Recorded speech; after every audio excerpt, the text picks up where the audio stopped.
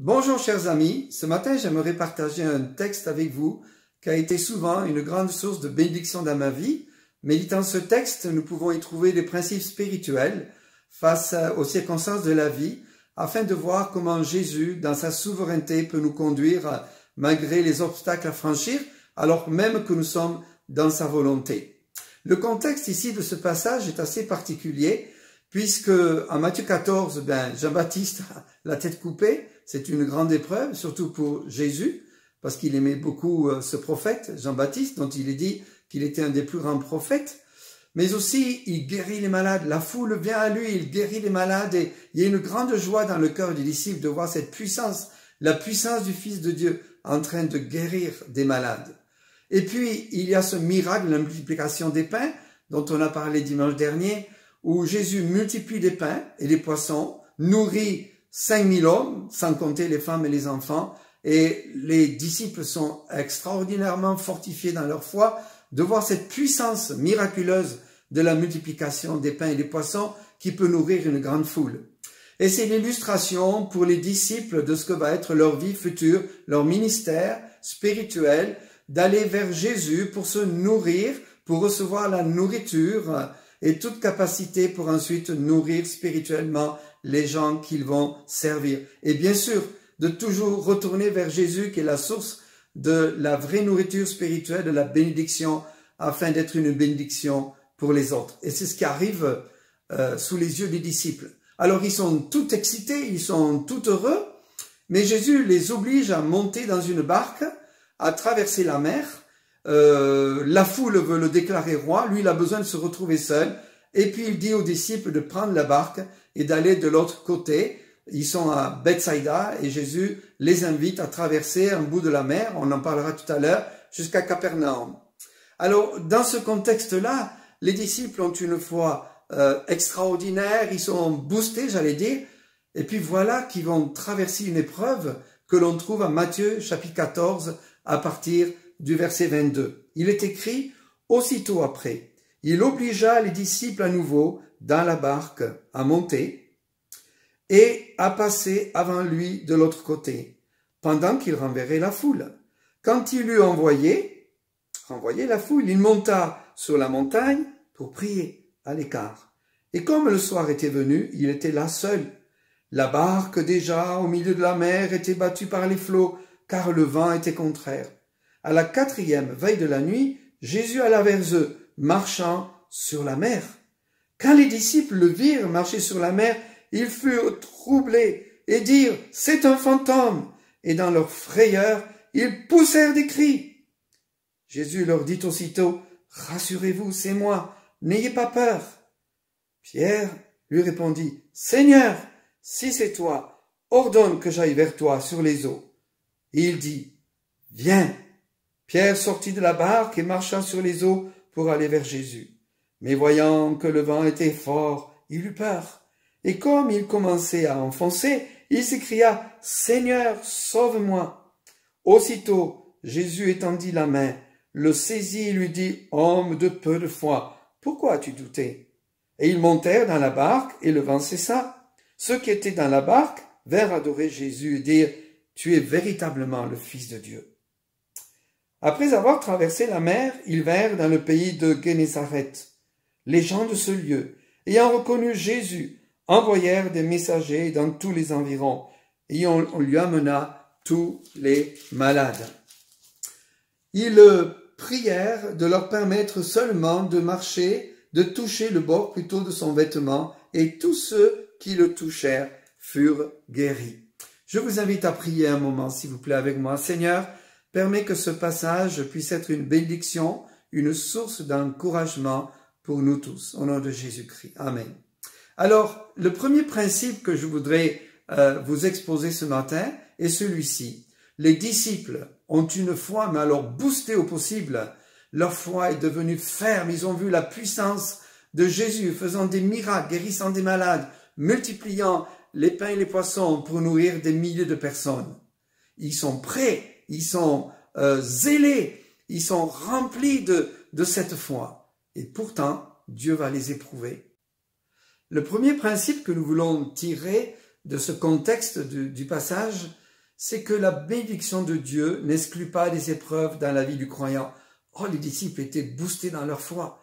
Ils ont vu des miracles extraordinaires, des malades en grand nombre guéris. Ils ont vu la multiplication des pains et des poissons et cette foule nourrie, ces milliers d'hommes, 5000 hommes, sans compter les femmes et les enfants.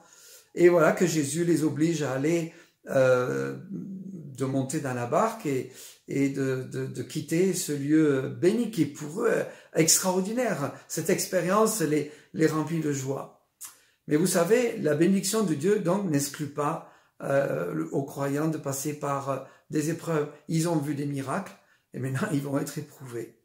Et on connaît la raison pour laquelle le Seigneur permet qu'on soit éprouvé. C'est Jacques qui nous en parle dans les premiers versets de son épître où il dit que l'épreuve est le test de notre foi et qu'il faut que la patience en nous accomplisse une œuvre de Dieu qui consiste à nous façonner à l'image de Christ, à nous remplir de sa présence malgré les obstacles et finalement à mûrir, à grandir, à se perfectionner à la stature de Jésus-Christ. Et parfois, il faut dire que nous n'aimons pas les épreuves, nous aimerions que Dieu les enlève, alors nous bougonnons, nous murmurons, nous râlons, ce qui est bien français, je pense, et nous essayons de contourner ou d'échapper aux épreuves, alors que Dieu les permet pour tester notre foi et nous faire croître en lui. Alors, si vous regardez maintenant la carte qui est sous vos yeux, ou devant vous, on voit qu'il y a une montagne autour du lac au nord, une colline à peu près une colline de 300 mètres de hauteur. Il y a deux villes, la ville de Bethsaïda, où a eu lieu le miracle de la multiplication des pains, et la ville de Capernaum, un village exactement qu'on appelle le village de la consolation. Quelle est la distance entre les deux villages?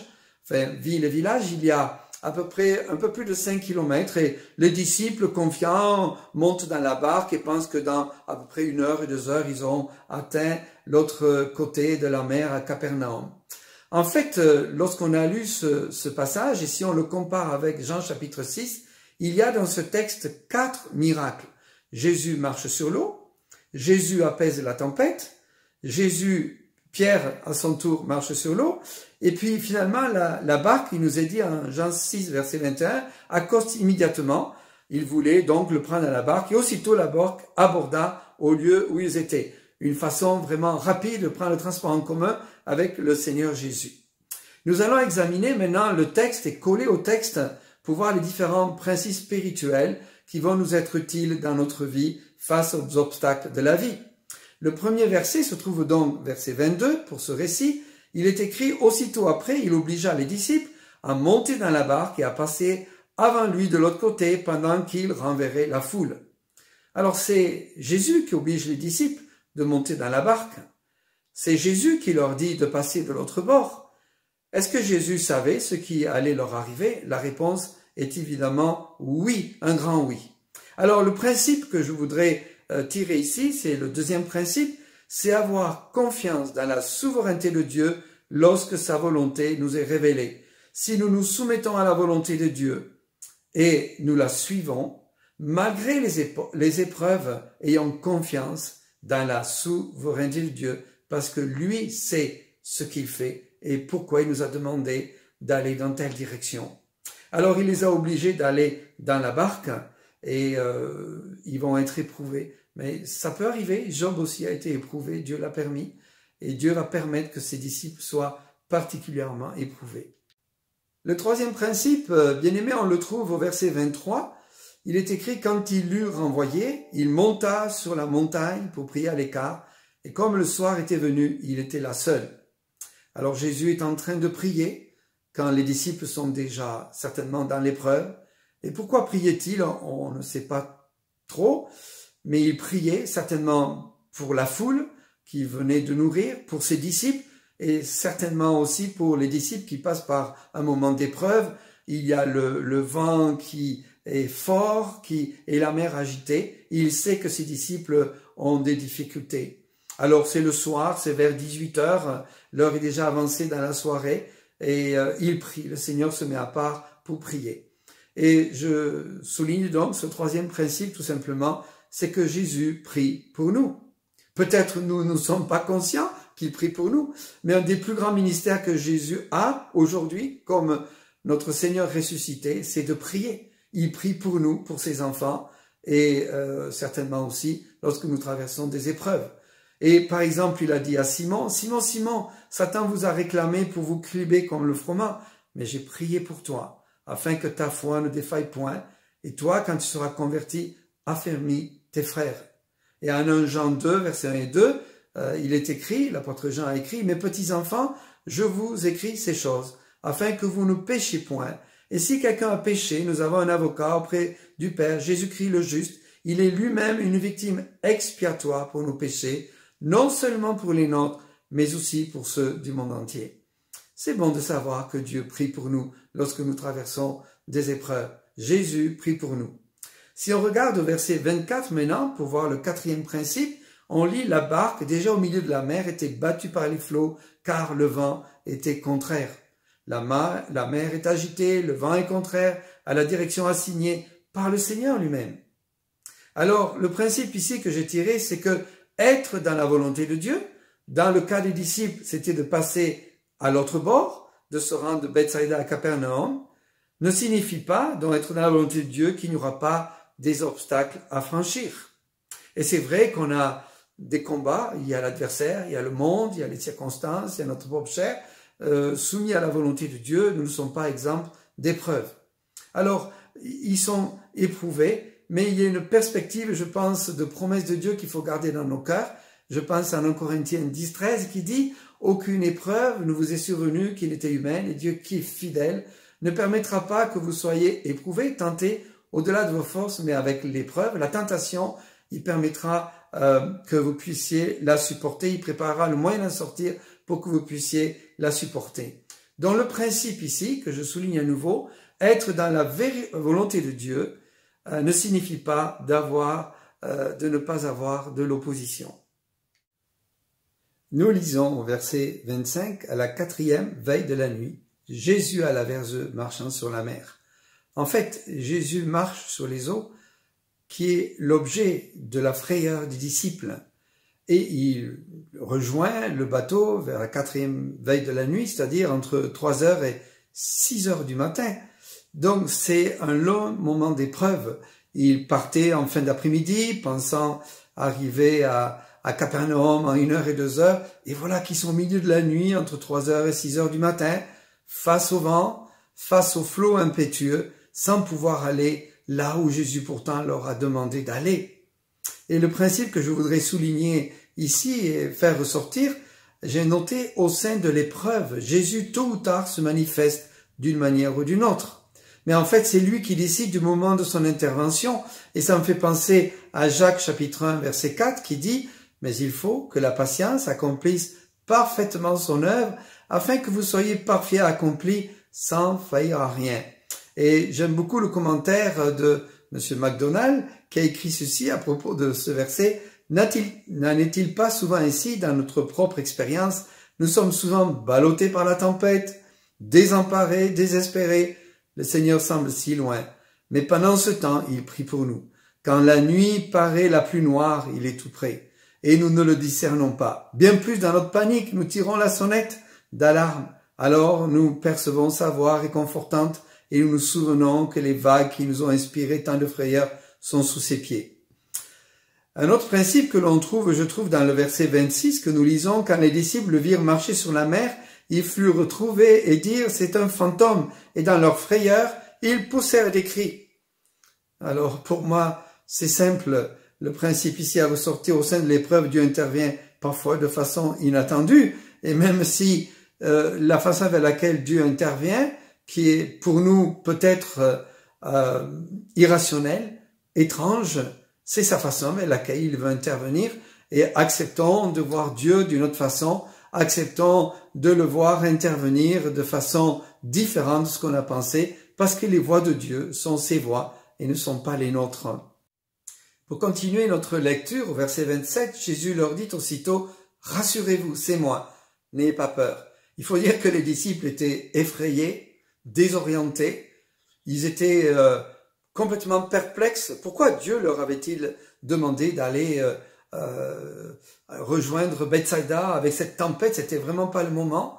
Et puis, ils se posaient toutes sortes de questions, ils étaient interrogatifs, remplis de craintes. Peut-être vous aussi avez-vous des craintes et vous avez besoin de faire la liste peut-être et de les remettre au Seigneur Jésus. Mais le Seigneur veut vous dire, n'ayez pas peur, ne craignez point, je suis là. Alors le principe que j'en tire ici est le suivant, au sein de l'épreuve, le Seigneur veut nous rassurer, calmer nos craintes. Jésus a dit, voici, je suis avec vous tous les jours jusqu'à la fin du monde. Donc Jésus est omniscient, il sait toutes choses, il est omniprésent, même si nous ne ressentons pas toujours de façon tangible sa présence, il est là, il est avec nous. Notre vie est sous son regard bienveillant. Aussi dans le psaume 32, certainement que les disciples avaient oublié ce verset. Qu'ainsi tout homme pieux te prie au temps convenable, si de grandes eaux débordent, elles ne l'atteindront nullement. Et c'est vraiment l'illustration là qui arrive pour ses disciples dans ce bateau. Et en 2 Pierre, Pierre nous dit, le Seigneur sait délivrer de l'épreuve les hommes pieux. Alors ayons les regards fixés sur Jésus, qui au sein de l'épreuve nous rassurer et calmer nos craintes. Un autre principe, on le trouve au verset 28, pour continuer cette lecture cursive. Pierre lui répondit, Seigneur, si c'est toi, ordonne que j'aille vers toi sur les eaux. On savait que Pierre était d'un tempérament bien trempé, impulsif, toujours prêt à aller de l'avant, toujours peut-être être le premier, mais il était prêt à surmonter ses doutes jusqu'à marcher sur les eaux agitées de la mer. Et quelque part, ça me fait penser au fait que, est-ce que nous sommes prêts à vivre par la foi? Est-ce que nous sommes prêts à faire ce pas de la foi, quelque sorte dans le vide, aller dans le domaine surnaturel, où peut-être la raison doit être mise de côté? Pas totalement, mais quelque part le surnaturel nous invite parfois à faire des pas de la foi et à laisser nos doutes, à sortir de nos vies confortables et à être prêt à aller de l'avant. Alors le principe que j'en ai tiré ici est le suivant. Au sein de l'épreuve, Dieu nous demande d'avancer par la foi, tout en lui étant soumis. Je me souviens, ma chère épouse et moi-même, lorsque nous sommes arrivés à Beauport, à Québec, pour prendre une église comme couple pastoral, nous avions 23 centimes dans notre compte en banque. Je me demande qui aurait voulu aller là comme pasteur, à part nous. C'était un peu une folie, mais nos yeux fixés sur le Seigneur et répondant à sa volonté, nous avons répondu à cet appel, même si c'était un pas vraiment quelque part dans le vide, mais un pas de la foi, les yeux fixés sur lui. Alors, parfois l'épreuve nous pousse à dépasser nos vies confortables, et nous pousse à faire un pas de la foi, et le Seigneur nous le demande, mais attention au danger de la présomption, n'agissons pas par nous-mêmes, mais soyons sûrs que nous tombons dans le terrain, nous sommes sur le terrain de la foi, en présence de notre Dieu. Qu'a répondu Jésus à la demande de Pierre? Il dit, viens. Alors Pierre sortit de la barque et marcha sur les eaux pour aller vers Jésus. Ça semble si simple, n'est-ce pas? Il se lève en répondant à l'appel de Jésus, il met le pied en dehors de la barque, tant qu'il a les yeux fixés sur Jésus, il marche sur les eaux par la puissance du Fils de Dieu. Alors j'en tire ce principe tout simple, c'est qu'au sein de l'épreuve, la foi nous pousse parfois à vivre de façon surnaturelle.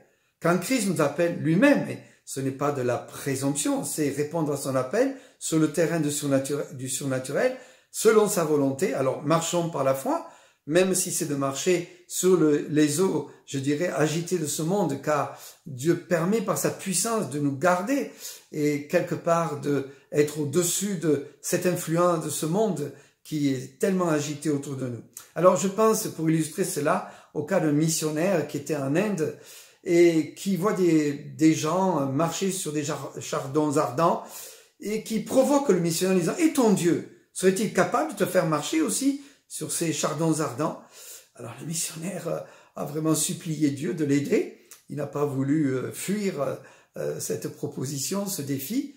Il a quitté calmement ses chaussures avec beaucoup de soins, de prières et en attendant la conviction de Dieu. Puis il s'est lancé sur les jardins ardents. Il a marché, il n'a pas été blessé. Alors parfois, c'est pas un conseil, n'est-ce pas, à tester, à faire, mais parfois Dieu nous amène dans des terrains qui sont surnaturels.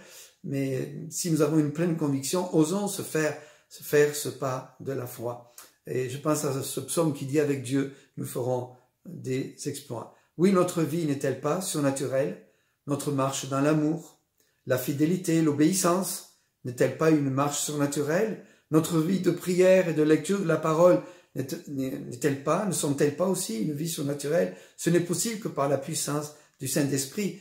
D'où ce commentaire de MacDonald, tout comme marcher sur les eaux, vivre en chrétien est humainement impossible. La vie chrétienne n'est possible que grâce à la puissance du Saint-Esprit.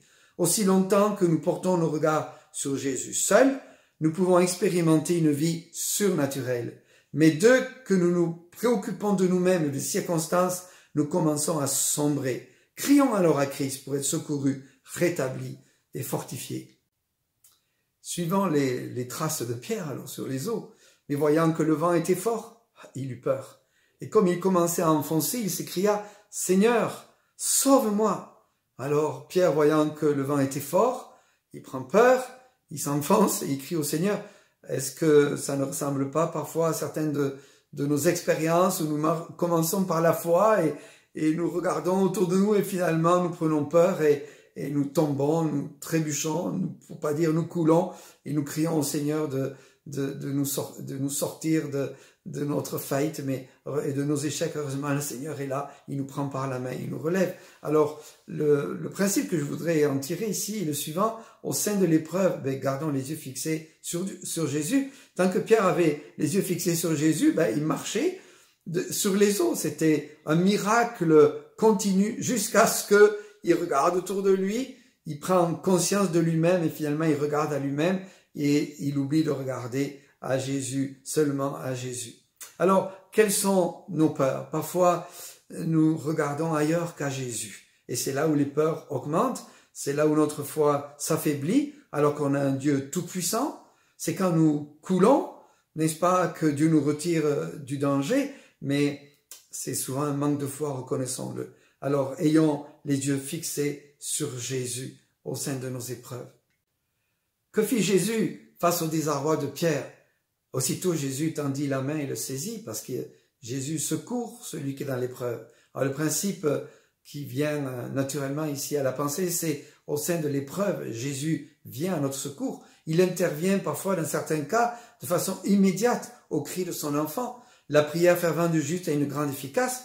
J'aimerais vous donner une anecdote qui m'est arrivée à Québec, conduisant sur la route un peu trop vite en quittant le périphérique alors que les premières neiges étaient tombées. C'est toujours délicat de reconduire sur la neige après le temps qui a permis que les routes soient sèches. L'hiver est très long à Québec et la première neige est toujours une nouvelle habitude, n'est-ce pas, à apprendre rapidement, à s'adapter pour conduire d'une autre façon. Et j'allais trop vite et en sortant du périphérique, j'ai crié à Dieu parce que j'ai vu la voiture glisser et puis je savais que sur le côté il y avait vraiment un grand creux et Dieu m'a exaucé en me faisant rebondir la roue avant de la voiture sur la bordure et finalement me remettre sur le chemin.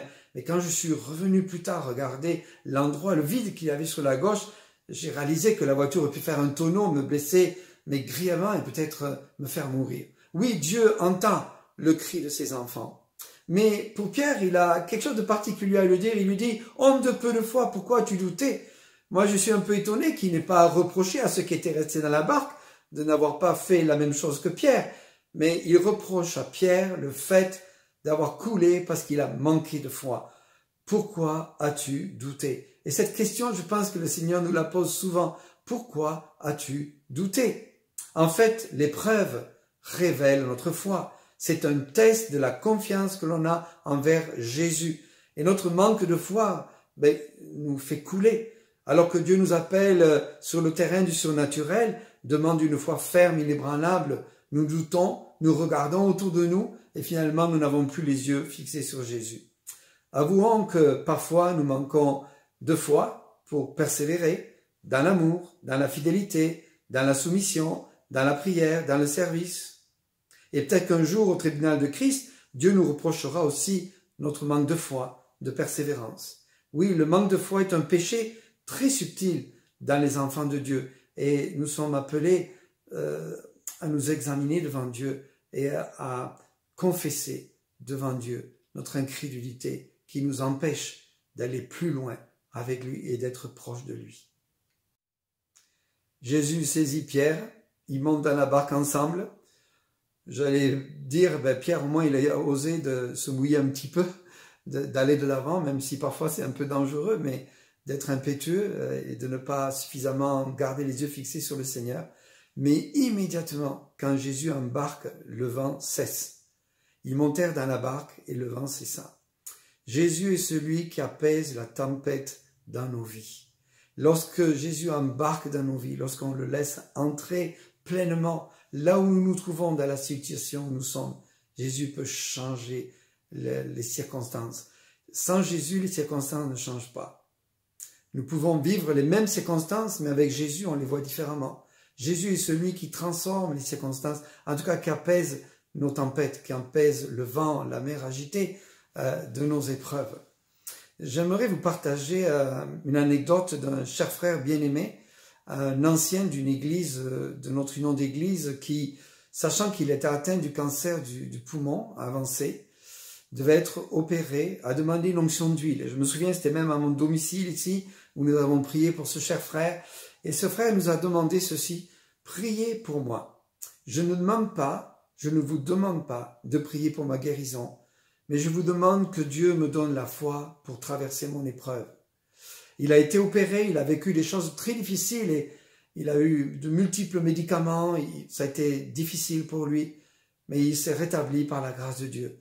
Et je me souviens toujours de ce témoignage de foi. Priez pour moi que j'ai la foi de traverser mon épreuve. Et Jésus a apaisé sa tempête, Jésus l'a gardé, l'a soutenu au travers de cette épreuve et il a eu la paix du Seigneur. Alors, osons demander vraiment au-delà de tout ce qu'on peut penser ou imaginer. Moi-même, je me souviens une fois, j'étais à l'hôpital avec des spasmes au ventre, dans une situation, une circonstance très particulière. Et j'ai prié vraiment Dieu, que Dieu me donne la paix. Et tout d'un coup, des fleuves d'eau vive sont venus sur moi de la plante, de la racine de mes cheveux jusqu'à la plante de mes pieds, par des ondes, n'est-ce pas, de son esprit pour me guérir et apaiser mon cœur qui était inquiet parce que les médecins ne savaient pas ce que j'avais, je ne savais pas ce que j'avais, mais Dieu m'a guéri. Au verset 33, nous lisons: ceux qui étaient dans la barque vinrent se prosterner devant Jésus et dire: tu es véritablement le Fils de Dieu. Le principe que j'aimerais souligner ici est le suivant: la délivrance de nos épreuves nous pousse à adorer Dieu. Quand tout va bien, on oublie peut-être d'adorer le Seigneur Jésus.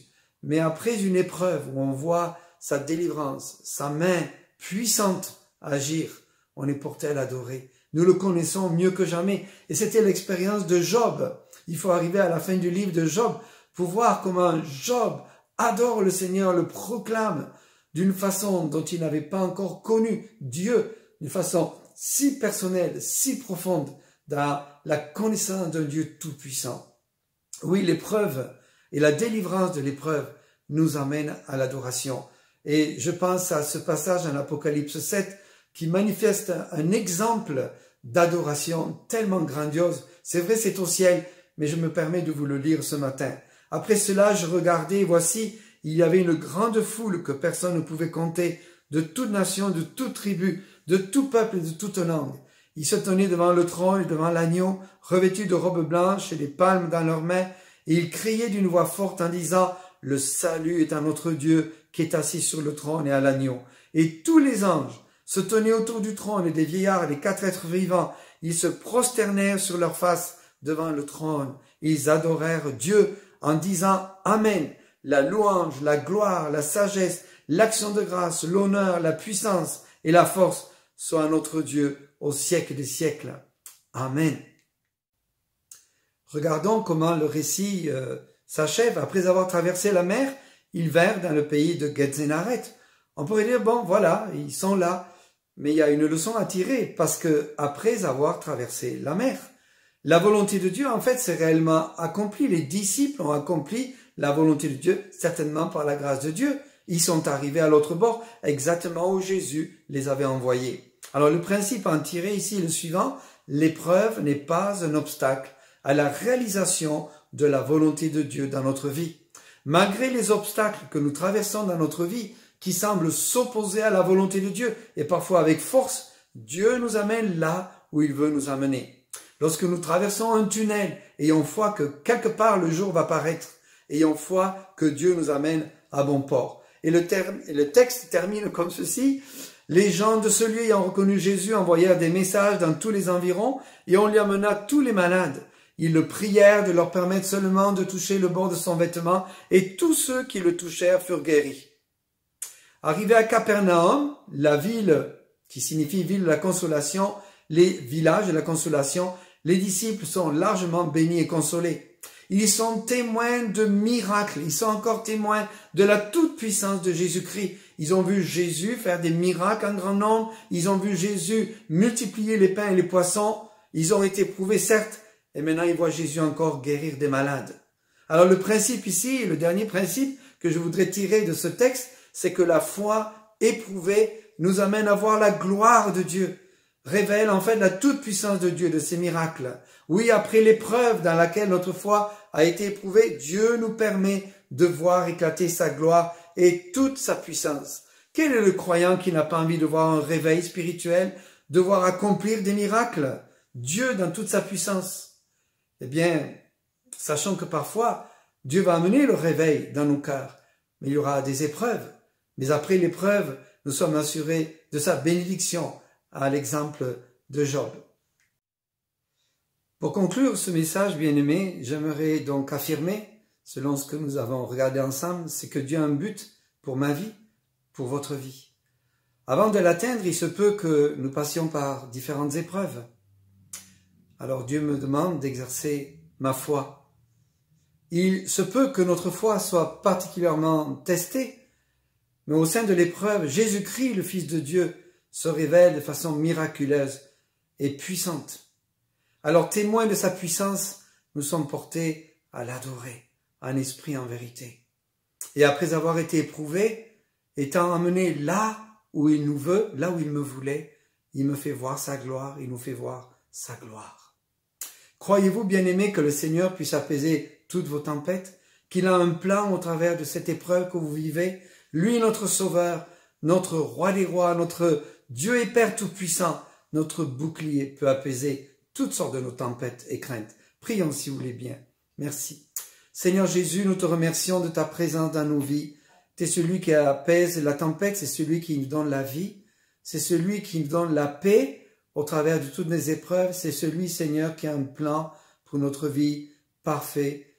Et Seigneur, je veux te bénir et je te prie, Père, que s'il y avait quelqu'un ici ce matin qui entend ce message, qui a un fardeau particulier, qui puisse te le remettre et croire que Dieu, tu es le Dieu de l'impossible et que tu peux, Seigneur, intervenir de façon miraculeuse, car tu es Dieu. Oui, Père, nous t'adorons. Tu es celui qui fait des miracles au-delà de tout ce qu'on peut penser ou imaginer, et nous t'apportons louange, honneur et gloire au siècle des siècles. Amen.